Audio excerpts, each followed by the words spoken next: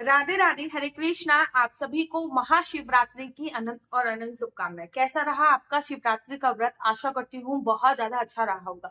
जैसे एकादशी के व्रत में व्रत को सही समय पे खोलने की बहुत बड़ी महिमा होती है, वैसे ही शिवरात्रि के भी व्रत में व्रत को खोलने की बहुत बड़ी महिमा होती है। शिवरात्रि का व्रत कैसे खोलना है, शिवरात्रि के व्रत का पारण कैसे करना है, ये सभी जानकारी मैं आपको इस वीडियो के माध्यम से देने जा रही हूँ।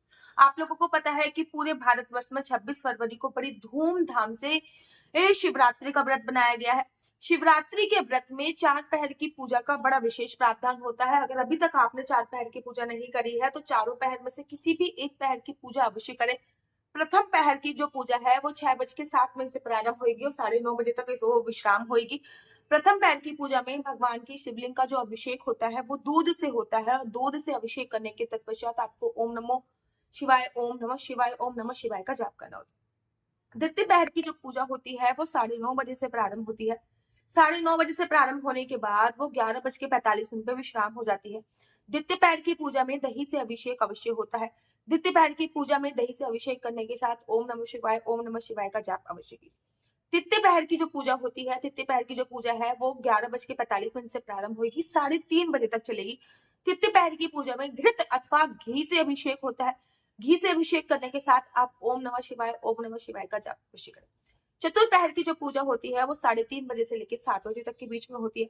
चतुर्पहर की जो पूजा होती है उसमें आपका मधु अथवा शहद से अभिषेक होता है।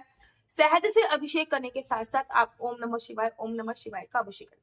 देखो, इन सभी पहरों की पूजा अर्चना वंदना तो जरूरी है, साथ ही साथ प्रदोष काल और निश्चिता काल में भी पूजा अर्चना वंदना करी जाती है। प्रदोष काल 5:45 से लेकर 7:10 तक रहने वाला है। वही निश्चिता काल 11:10 से लेकर 12:45 के आसपास तक रहने वाला है। इन रात्रि की बात मैं कर रही हूँ, ठीक है ना। जैसे भगवान विष्णु की पूजा में सुबह की पूजा का बड़ा विशेष महत्व होता है, वैसे शिवरात्रि में रात नहीं होती है, इसलिए रात की पूजा का बड़ा विशेष महत्व होता है।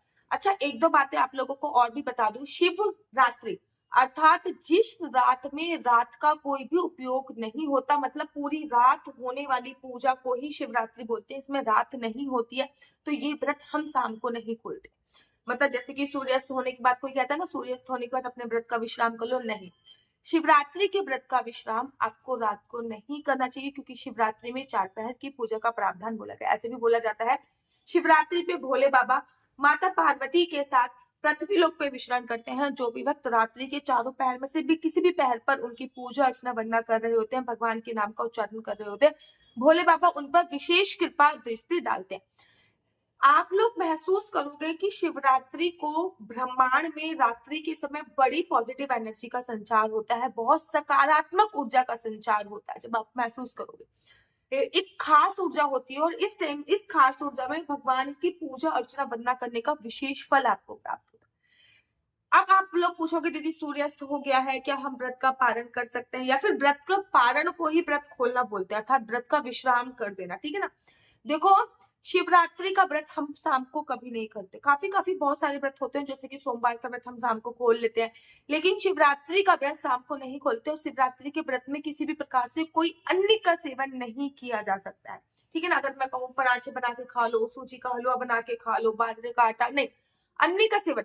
वैसे तो देखो, शिवरात्रि का व्रत निर्जला रखने का संकल्प लिया जाता है, लेकिन अगर आपने निर्जला व्रत नहीं रखा तो आप फलाहार से व्रत रख सकते हैं। और अगर आपसे फलाहार से भी व्रत नहीं रहा जा रहा तो आप आलू खा के व्रत रह सकते हैं। आलू आपने खा लिए, या फिर समा के चावल की खीर बना के खा ली, समा के चावल की खिचड़ी बना के खा ली, साबूदाना की खीर बना के खा ली, या फिर साबूदाने की खिचड़ी बना के भी आप व्रत का पारण व्रत रख सकते हैं। लेकिन अन्न का सेवन आपको नहीं करना होता, इस बात का ध्यान देना होता है। शिवरात्रि के अगले दिन आपको व्रत का पालन करना होता है। जैसे कि एकादशी पे व्रत के पारण जो होता है वो चावल खा के होता है, ऐसे ही शिवरात्रि पे जो व्रत का पारण होता है वो बेलपत्र चबाकर होता है। वो बेलपत्र जो भोले बाबा को चढ़ता है, उस बेलपत्र को चबाकर आप व्रत का पारण करते हैं। पहले मैं आपको ना पंचांग से मैंने टाइम नोटिस कर लिया है, तो पहले मैं आपको पंचांग के हिसाब से टाइम बता देती हूँ कि कौन से टाइम पे व्रत का जो है वो पारण होगा। क्योंकि मैं पंचांग देख के आई थी, तो व्रत का पारण 27 फरवरी को दिन गुरुवार को होगा। अच्छा, बड़े सारे लोगों का ना गुरुवार का व्रत भी होगा, तो बेल पत्र आप गुरुवार के व्रत में भी खा सकते हो, ठीक है ना। बड़े सारे लोगों के बड़े सारे व्रत हो गए। पहले एकादशी का व्रत पड़ा, फिर प्रदोष का व्रत पड़ा, फिर शिवरात्रि का व्रत पड़ा, कोई कोई गुरुवार का व्रत भी रखता, तो कोई कोई गुरुवार का भी व्रत पड़ गया, 4-4 व्रत किसी किसी के हो गए, ठीक है ना। तो शिवरात्रि का जो व्रत है वो 27 तारीख को खुलेगा। मुहूर्त भी मैं आपको बताती हूँ, 27 तारीख को सुबह सुबह 6:53 से लेकर 8:54 पे आपको व्रत का पारण करना है।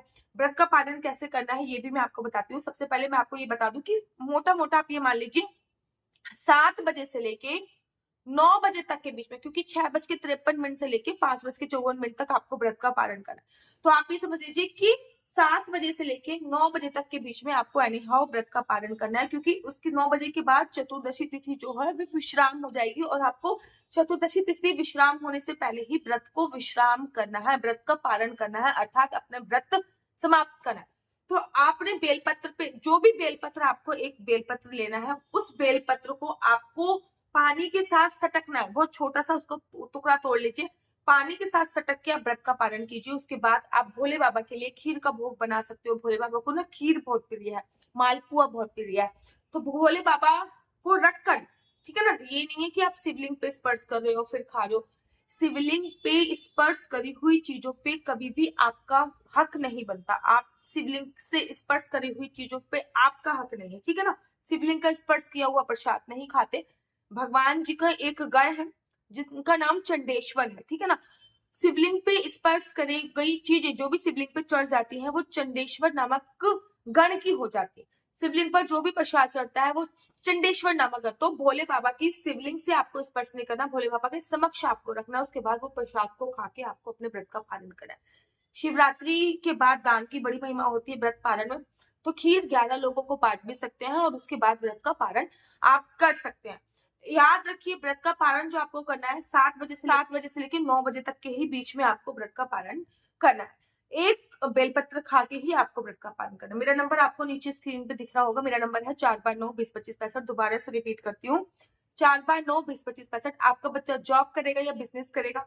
बिजनेस करेगा तो किस फील्ड में बिजनेस करेगा, जॉब करेगा तो किस सेक्टर में जॉब करेगा, आपका लकी नंबर क्या है, लकी कलर क्या है, आपकी कुंडली में सरकारी नौकरी का योग है या नहीं है, संतान प्राप्ति का योग कब है, विवाह का योग कब है, क्या आपकी कुंडली में विदेश जाना लिखा है या नहीं, घर बनने का योग कब है, ये सभी जानकारी मैं आपको कुंडली के माध्यम से प्रोवाइड कराती हूँ।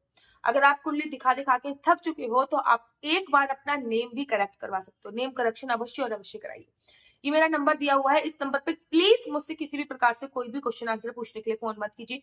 ये नंबर केवल और केवल मैं कुंडली दिखाने के लिए प्रोवाइड कराती हूँ और कुंडली दिखाना बिल्कुल भी फ्री नहीं है, उसके थोड़े से चार्जेस है। अगर आपको मेरी वीडियो अच्छी लगती है तो आप अपना यूट्यूब चैनल हरि बोल को लाइक शेयर सब्सक्राइब करना बिल्कुल भी मत भूलिए। तब तक के लिए मुझे दीजिए इजाजत।